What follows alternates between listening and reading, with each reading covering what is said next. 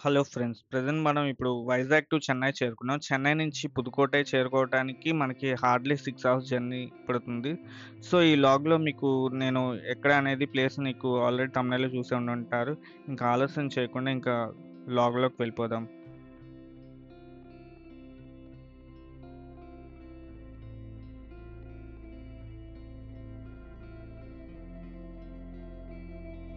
Hi! Welcome back to my channel. Present మనం Vizag to Chennai అనేది చేరుకోవడం జరిగింది. చెన్నై నుంచి హార్డ్‌లీ 6 అవర్స్ టైం పడుతుంది. పుదుకోటై డిస్ట్రిక్ట్. పుదుకోటై డిస్ట్రిక్ట్ నుంచి మనం పాతాళ శంభుమురుగన్ టెంపుల్‌కి వెళ్ళటానికి నేను బస్ రూట్‌ని నేను ఎంచుకున్నాననమాట. సో, పుదుకోటై టు చెన్నై నుంచి మనకి దిండిగల్ అనేది మనం ప్లేస్ చేరుకోవాలి. దిండిగల్ నుంచి హార్డ్‌లీ మనకి అక్కడ నుంచి ఒక 20 కేఎం మనకి పాతాళ శంభుమురుగన్ టెంపుల్ అనేది మనం విజిట్ చేయొచ్చు. ఈ పాతాళ శంభుమురుగన్ టెంపుల్ వచ్చేసి సుబ్రహ్మణ్యేశ్వర స్వామి టెంపుల్. ఇది చూడడానికి చాలా బావుంటుంది. చుట్టూ హిల్లీ ఏరియాస్ అండ్ మౌంటైన్స్ తోటి మనకి చుట్టుపక్కల పొలాలతోటి చాలా ఆహ్లాదకరంగా ఉంటుంది. అలాగే మనకి మంచి సీనరీ లుక్స్ తోటి మనకి మంచి వైబ్స్‌తో మనకి ఫుల్ గ్రీనరీష్ తోటి మనకి చుట్టుపక్కల అరౌండ్‌గా ఉంటుందన్నమాట. అలాగే ఈ పాతాళ సింహమురుగన్ టెంపుల్ యొక్క విశిష్టత ఏంటంటే కరుంగలి మాల అనమాట. ఇక్కడ ఉండే మెయిన్ కరుంగలి మాల అనేది మనం చెప్పుకోవచ్చు. ఆల్రెడీ మీకు యూట్యూబ్ ఛానల్స్‌లో చాలామంది మీకు సోషల్ మీడియాలో మీకు తెలియజేసే ఉంటుంటారు కంప్లీట్‌గా దీనికోసం.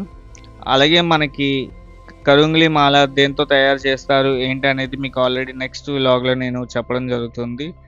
అలాగే ఈ వ్లాగ్‌లో వచ్చేసరికి మనకి పాతాళ శంభుమురుగన్ టెంపుల్ యొక్క విశిష్టత అండ్ ఎలా చేరుకోవాలి ఏంటనేది మీకు ఈ వ్లాగ్‌లో నేను చూపించడం జరిగింది. ప్రస్తుతానికి మనం పాతాళ శంభుమురుగన్ టెంపుల్‌కి ప్రయాణం చేస్తున్నాం అన్నమాట బస్ జర్నీలో. ఈ బస్ జర్నీ మీకు ఎలా ఉంది? మీరు పాతాళ శంభుమురుగన్ టెంపుల్ ఎప్పుడైనా విజిట్ చేశారా? ఎంత సమయం పట్టిందనేది మీరు కామెంట్స్ రూపంలో నాకు తెలియచేయండి. అలాగే ఎవరైనా విజిట్ చేయాలనుకుంటే పాతాళ శంభుమురుగన్ టెంపుల్ చాలా బావుంటుంది. So, you can visit. కరుంగలి మాల వచ్చేసి మనకి అరౌండ్ 6 వచ్చేసి 1500, 8 వచ్చేసి మనకి 1800 అలా మనకి చార్జెస్ చేయబడుతుంది అక్కడ. అక్కడ టెంపుల్ కన్‌స్ట్రక్షన్‌కి చాలా తొందరగా నిర్మాణం జరుగుతుందనమాట.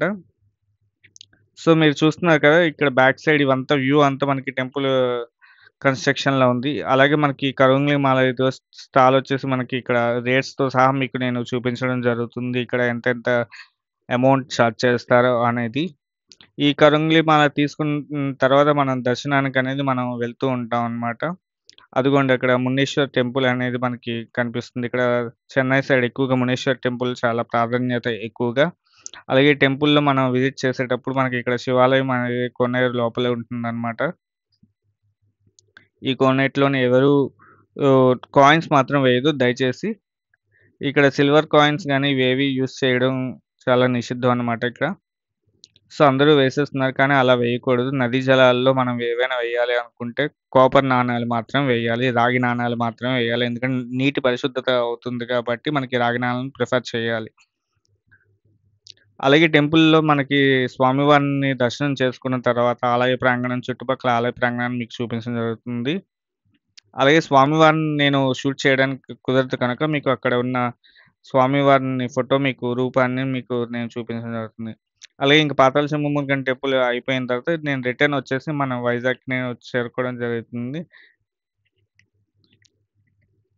కావేరి నది ఇవన్నీ నేను క్రాస్ చేసుకుంటూ నేను జరిగింది చూస్తున్నారు కదా! అలాగే మీకు ఈ వ్లాగ్ ఎలా అనిపించింది? అలాగే ఎవరైనా విజిట్ చేయాలనుకున్నా నాకు కామెంట్స్ రూపంలో తెలియచేయండి. అలాగే నా ఛానల్ ఫస్ట్ టైమ్ గనుక ఎవరైనా చూస్తున్నట్టయితే ప్లీజ్ లైక్, షేర్, సబ్స్క్రైబ్ చేయండి. అలాగే మర్చిపోకండి తప్పకుండా కామెంట్స్ రూపంలో తెలియచేయండి. Thanks for visiting my videos.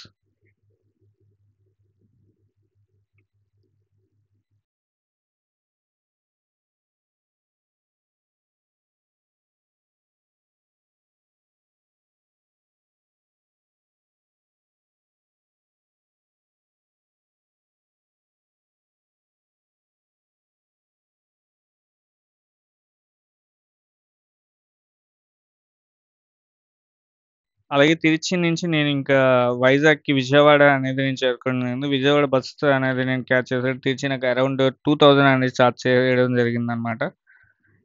కొంచెం లగ్జూరియస్‌గా ఉంది. ఛానల్ మీకు నచ్చినట్లయితే లైక్, షేర్, సబ్స్క్రైబ్ చేసుకోండి. Thanks for watching. బాయ్.